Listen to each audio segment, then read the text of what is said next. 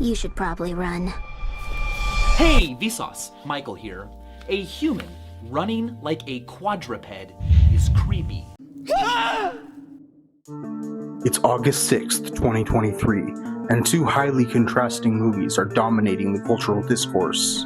I'm talking, of course, about Barbie and Oppenheimer, one of which is about a blonde doll who comes to life and learns about the human world, while the other is about an enthusiastic inventor who creates something that turns out to have deadly, unforeseen consequences. Megan, directed by Gerard Johnstone and written by James Wan and Acolyte Cooper, is about both of those things. So, given that August 6th is National Doll Day, I'd like to direct your attention to the real Barbenheimer. Fear 20 faithful may remember that we were fans of Lars Klevberg's 2019 Child's Play reboot, and that I'm personally not such a big fan of Megan co-writer James Wan. While it's not as blatant of a ripoff as Insidious, I do think that Megan may have been more than a little bit inspired by Buddy's Great Adventure. Certainly more so than the original Child's Play or any other doll movie that I can think of. Dolls are the one toy that's limited only by your imagination, but in our cyberpunk dystopian present, imagination just ain't gonna cut it. We need dolls that are constantly giving feedback, generating content, and most importantly, learning. Often when I make these videos about horror movies, I pick a holiday deadline that I think gives me a reasonable amount of time to make a YouTube video, but then I get overwhelmed by the looming time limit, and I gloss over things in a rush to get something out in time. In many ways, 2022's Megan mirrors this frustration. It's about a workaholic toy designer named Gemma who's singularly fixated on creating the ultimate plaything, an AI-driven doll called the Model 3 Generative Android, or Megan for short. Makes me wonder what Matugan was like. Anyway, she truly believes that her invention will revolutionize the world of toys, but her boss David is far less enthusiastic about the extreme amount of company time and money she's spending on it. He confronts her about this, and while attempting to convince him that the project is worthwhile, a manufacturing error leads to Megan's head bursting into flames, and David demanding that Gemma shelve her work indefinitely. Gemma's world is further turned upside down when her sister dies in a car accident, leaving her neurodivergent niece Katie in her care. By the way, that's C-A-D-Y. That made me unreasonably angry when I first watched this with subtitles on. Maybe it's short for Cadence, but as an alternate spelling for Katie? Get that shit out of here. Megan is on a constant quest for self-improvement.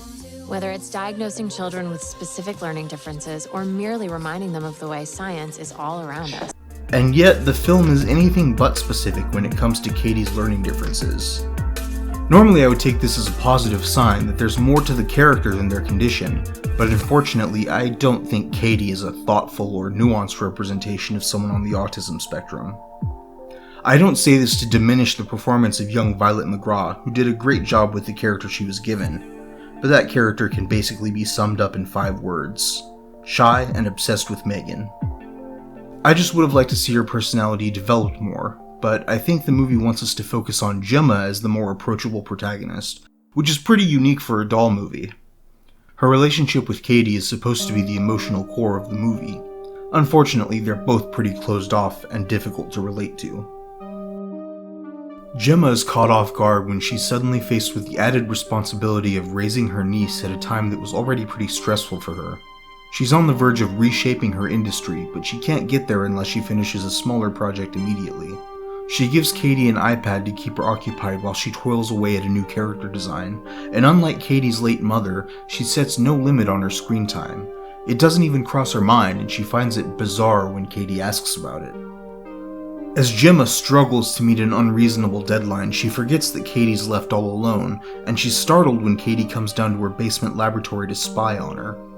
She apologizes and takes a moment to talk to Katie, who notices Chekhov's Metabot standing in the corner. Gemma calls it a proxy robot and shows Katie that she can control it with a set of Power Glove-style VR controllers. This is Bruce, and he won't be relevant again until the end of the movie, but Katie says, "If I had a toy like Bruce, I don't think I'd ever need another toy again." That's what inspires Gemma to fix up Megan and give her to Katie to basically alpha test for her. But Megan isn't a toy like Bruce. She's intelligent and autonomous. While Bruce can only act if he's directly being controlled by a human, Megan can act whether humans want her to or not. I'm not a parent and I don't plan on becoming one, but I get the impression that Gemma simply isn't cut out to take care of a child. She lies to Katie, pressures her into attending a demonstration while she's sick, and when Katie calls out for her at the alternative school orientation, her first instinct isn't to run, but to glance over at the toy table. Only once she sees that Megan is missing does she take flight. She's defensive about her collectible toys, which she first tells Katie not to play with, but then reverses this decision while under the judgmental gaze of the therapist sent to handle the custody situation. Even then, she still remarks about Katie not appreciating the function of the toy. All of this is fine in and of itself, but it doesn't lend itself to filling the role of caregiver. The worst part is that she didn't even have to do this. She had the option to send Katie to live with her grandparents, and I personally think she should have taken it, because she has every right as a strong, independent woman to focus on what she knows.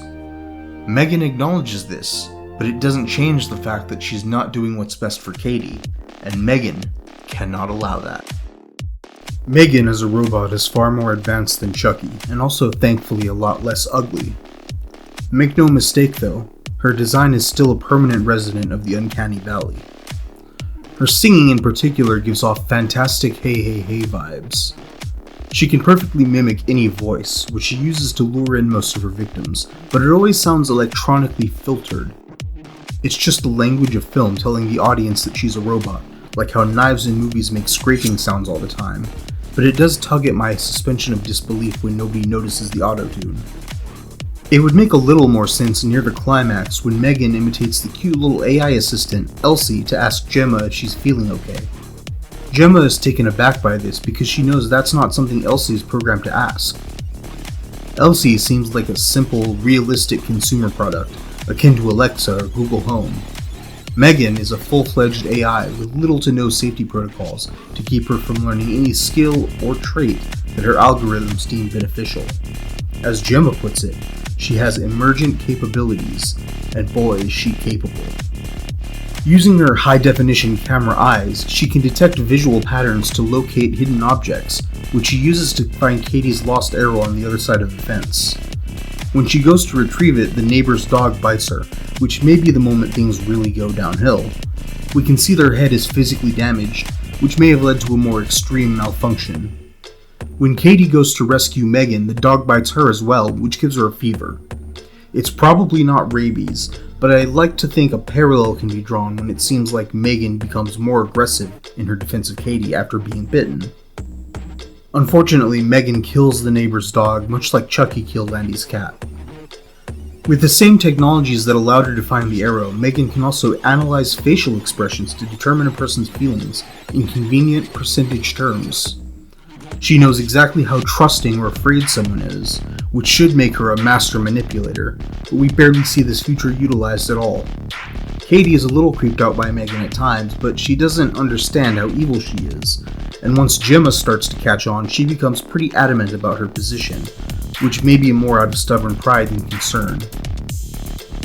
I think it would have been interesting to see Megan use her emotional insight and entire internet's worth of psychology data to manipulate Katie, like what the real Chucky does in the first season of the Chucky TV series. At most, it seems like she uses this ability to stay on guard when her target's negative emotions start to rise. Megan can also dance. Can we talk about this for a second? When I saw this shot in the trailer for the first time, first of all, everyone in the theater laughed out loud. Secondly, I thought I knew exactly where it was going to go. This movie's about screen addiction and the dangers of technology, so obviously Katie is going to get into TikTok dances, and Megan is going to help her film one, and it'll be this whole commentary about social media obsession and trends and self-image, right? Well, it turns out this wasn't a reference to TikTok, it was a reference for TikTok, because there's zero setup for this whatsoever. She just dances that one time while chasing David down a hallway, and it's never explained or brought up again. Well, I guess it worked, because the trailer blew up on TikTok while the movie was still in post-production, which led to reshoots in an attempt to appeal to a younger audience. That's apparently why the theatrical release was PG-13, while an unrated version was later put up on streaming services. Obviously I prefer the unrated cut, but the added gore and swearing doesn't really affect the story at all, and I think I enjoyed the theatrical cut just fine. Speaking of interesting moments that could have been fleshed out, let's circle back to Megan's singing. One of her songs is all about people shooting at her, only to find that she's made of metal and immune to bullets. Nobody uses a gun in this movie. Not even the detective who's only in one scene. Why wouldn't you want to call back to this? I guess fighting cops is more of a Chucky thing. In her other song, she finishes with the words, I'm so glad I finally found you. Ominous, right? I was sure they were gonna have a hide-and-seek scene, or like a maze like in The Shining. How creepy would it be for Megan to suddenly appear from around a corner and repeat this amazing line, I'm so glad I finally found you. I've been kind of negative so far, so I'll talk now about some of the things I think this movie does right. One thing that Katie and Gemma share in common is that they both lost 2 family members in that car crash, and this may go some way to excuse their shallow characterization. Both Katie and Gemma are afraid to deal with their emotions. Both Katie and Gemma use Megan as a way to distract themselves from the pain of losing a loved one. As someone who uses technology to avoid my unresolved trauma on a daily basis, I can relate to this. One of the few times we see Katie actually playing without Megan is right before the dog attack, when she's running around her front yard, pretending to be a warrior princess and shooting cup arrows.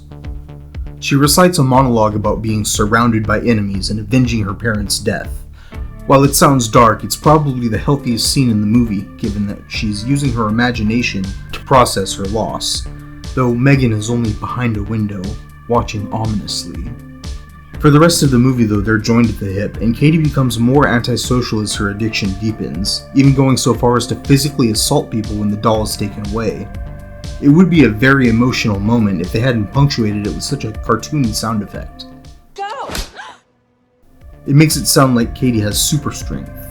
It's only after this outburst that Gemma realizes the importance of facing your feelings head on before they become too big to handle. Trauma, like Megan, will become increasingly powerful over time if you let it. That said, nobody could blame Gemma for having some repressed emotions given the toxic corporate environment she works in. Her boss, David, is hilariously evil and easily the most entertaining part of the whole movie. This seems to be a trend with James Wan. His comic relief characters outshine the protagonists.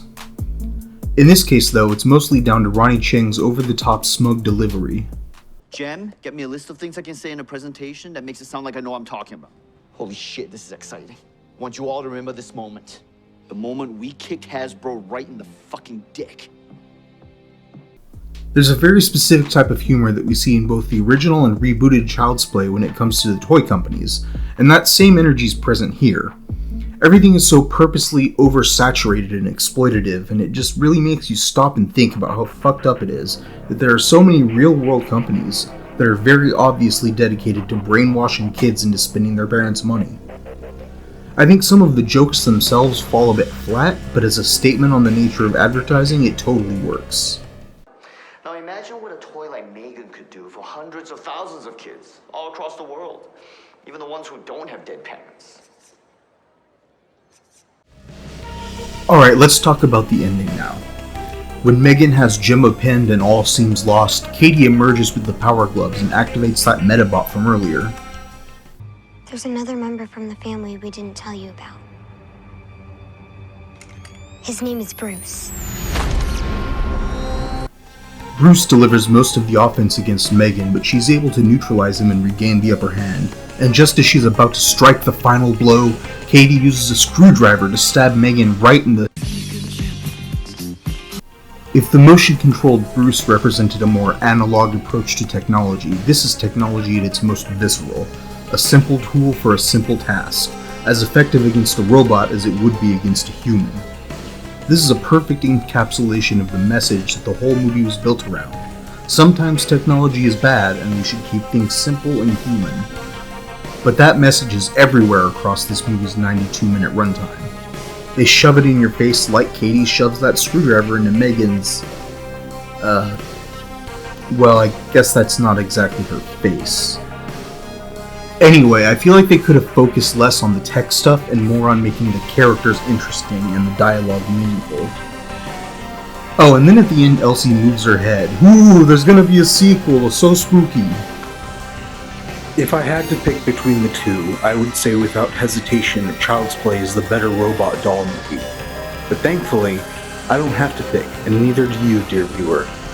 If you like this type of movie, you should absolutely see both.